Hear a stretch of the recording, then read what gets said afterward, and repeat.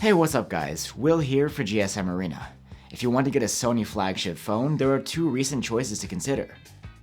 The first is last year's model, the Xperia 1 Mark V. And then there's the brand new one, this year's Xperia 1 Mark VI. The new model is much more expensive, so how much better is the Mark VI to deserve its price premium? Let's put the two phones head to head and find out.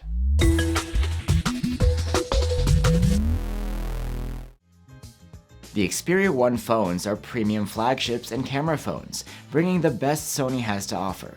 So how much has the top of the line changed in just 1 year? The newer Xperia 1 Mark VI does things a little differently, and we believe that most of the changes were for the better. But let's start off with the design. In this regard, the major difference is the shape of the two phones. The new model is a bit shorter and wider. Its screen doesn't have the tall and narrow aspect ratio like the Mark V did. Otherwise, there isn't much difference design-wise between the two phones, and both are just as premium. And both bring equal ingress protection, rated at IP65/IP68. Like I mentioned, the older Xperia's 6.5-inch OLED has a unique 21:9 aspect ratio and a 4K resolution, something you won't find in many other phones.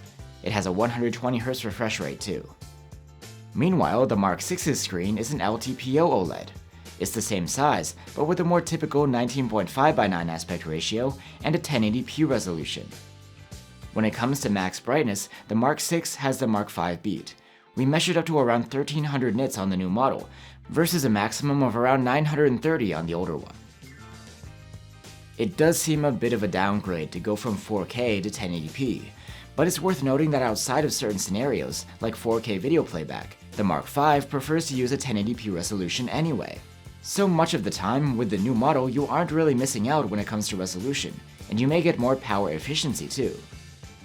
And since the new model's panel uses LTPO tech, it's able to dial down its refresh rate extra low to save energy. The Mark V's refresh rate, on the other hand, doesn't dial down automatically at all.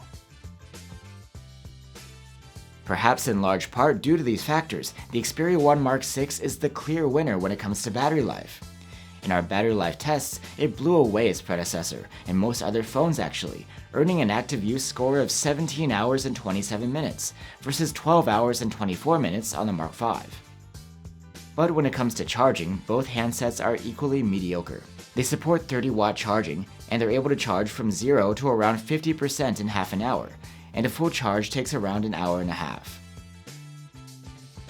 You get a front-facing stereo speaker setup on either phone, and both have very good loudness. However, we enjoyed the sound quality better from the new model.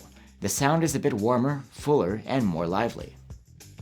The 256 gigs of onboard storage is the same between the two models, and unlike most flagships out there, it's expandable through microSD card. Naturally, being the newer model, the Xperia 1 Mark VI brings a newer chipset, a top-of-the-line Snapdragon 8 Gen 3.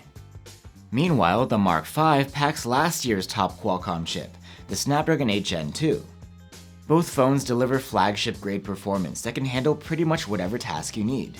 But in benchmarks, the Mark VI demonstrates notably better scores. It is worth mentioning too that the thermal management of the new model isn't great, and it throttled heavily in our stress tests, though not as much as the Mark V did. Now the cameras. One major difference between the two Xperias is in the software itself. On the Xperia 1 Mark V, there are multiple camera apps, one for shooting photos, one for videos, and one for in-depth video recording settings. On the Mark VI, Sony has streamlined the camera experience, putting all of the advanced features into one unified camera app, which is also now more responsive. The camera hardware is nearly the same between the two models. The Mark V has a 48-megapixel main cam, a 12-megapixel telephoto with continuous optical zoom from 3.5 times to 5.2 times, and a 12-megapixel ultra-wide. Plus, there's a 12-megapixel selfie cam on the front. The Xperia 1 Mark VI also shares all of those, except for its 12-megapixel telephoto camera. It's new and can zoom further to 7.1 times, and it can focus as close as 4 centimeters at 5 times zoom for proper macro shooting. The continuous zoom means that both phones offer more versatility when zooming than your average. But there does seem to be lower overall quality at higher zoom levels than the telephoto cams of competing flagships. Let's compare the two phones' camera quality, starting with the telephotos output. Interestingly enough, at 3.5 times zoom, the Mark V's telephoto produces cleaner and more detailed photos. At 5.2 times zoom is a close call. The quality isn't great on either phone, but maybe the Mark V has the edge again. And here's a look at the 7.1 times zoom from the Mark VI's telephoto versus a digital one from the Mark V.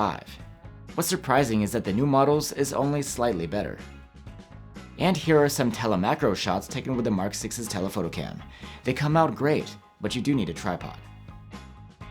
In low light, at 3.5 times zoom, the newer Xperia has a slight advantage over its predecessor, with better noise reduction, sharpness, and detail. However, at 5.2 times zoom and beyond, you get unsatisfactory results with either phone. When it comes to video recording during the day, neither phone does a great job. The new model seems to have gotten the dynamic range better, but the Xperia 1 Mark V has slightly better definition at almost any focal length. Not to mention it puts up a good fight even at its digital 7.1 times zoom. Now let's look at the main and ultra-wide cameras. When it comes to quality, either phone will produce almost identical stills. It's hard to notice any difference at all. But the Mark VI gets a high-res 48 megapixel mode, which produces incredibly detailed photos. And the ultra-wide on the Mark VI will now automatically switch to close-up mode as soon as you're close enough to your subject. In low light, the processing seems to be relatively the same, with little to no difference in the main and ultra-wide camera's output. And between the two devices, the main and ultra-wide cameras record identical videos too. Here's a look at selfies taken with either phone. They're basically identical. And here's a clip of 4K selfie video for you to compare as well. So there you have it, guys. Is Sony's new flagship worth getting over the old one? The Xperia 1 Mark VI brings plenty of upgrades, like the brighter and more efficient display, much longer battery life, nicer sounding speakers, and new telephoto cam with its longer reach and telemacro mode. You also get automatic close-ups with the ultra-wide, plus a great 48 megapixel full-res mode with the main cam, and much better rendition at 2 times digital zoom. Plus, the unified camera app now works faster and may be more friendly to new users. However, with the Xperia 1 Mark V, you get the unique tall design and 4K display. Its telephoto cam can actually produce better quality in some cases, and the overall user experience is very similar for a much lower price. At the time of this video, the price gap between these two phones is huge. We're talking over 500 euros. So if you want to get the new model, you really have to ask yourself if those upgrades are worth it. The Mark VI is the better device though, and will be easier to recommend once its price goes down. Thanks for watching, and I'll see you on the next one.